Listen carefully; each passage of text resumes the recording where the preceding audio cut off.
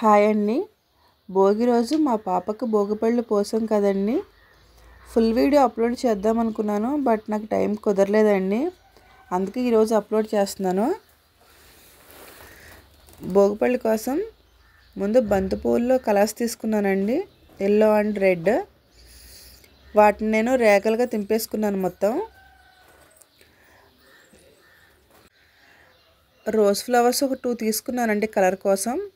తర్వాత రేగిపళ్ళు ఇవి మా దగ్గరలో ఉన్నాయండి చెట్టు, సో మేము కోసినవి అనమాట.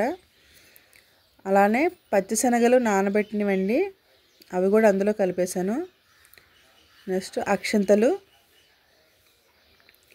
చిల్లర పైసలన్నీ 11 రూపీస్ కానీ 21 రూపీస్ కానీ తీసుకొచ్చండి.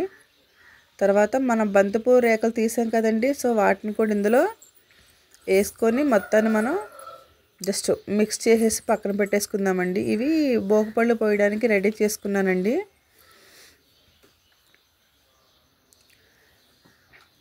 ఎవ్రీ ఇయర్ కన్నా ఈ ఇయర్ రేగిపళ్ళు చాలా ఎక్కువగా వచ్చాయండి. అంటే ఈ ఇయర్ అమ్మ వాళ్ళ ఇంటి దగ్గర పోస్తున్నాం, సో సొంతంగా వెళ్ళి మేమే తెచ్చాం కదండి పళ్ళు, సో చాలా ఎక్కువగా వచ్చాయి.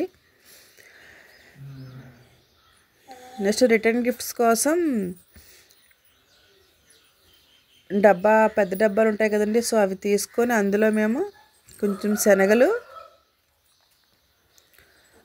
మంచ్ చాక్లెట్, పూతరేకులు కవర్లో ఫోల్డ్ చేసి పెట్టానండి, తాంబూలం అండి,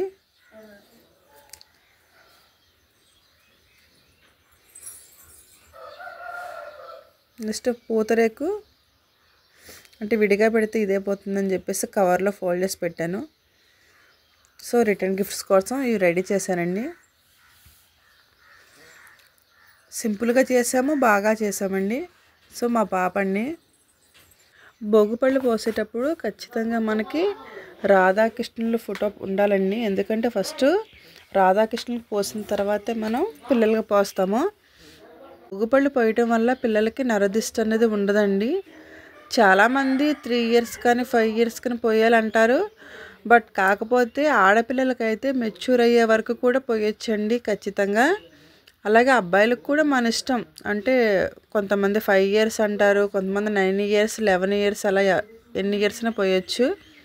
అంటే వాళ్ళకి దిష్టి తగలకుండా ఉండడం కోసం, నరఘోష గ్రహదోష ఏమీ ఉండకుండా ఉండడం కోసం.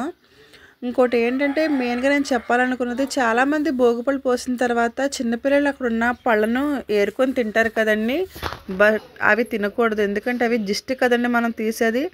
పిల్లలకి ఇవ్వాలంటే కనుక మనం సెపరేట్గా చాక్లెట్స్ అయినా రేగిపళ్ళు అయినా విడిగా పెట్టుకుని అవి మనం లాస్ట్లో పంచుకోవాలి.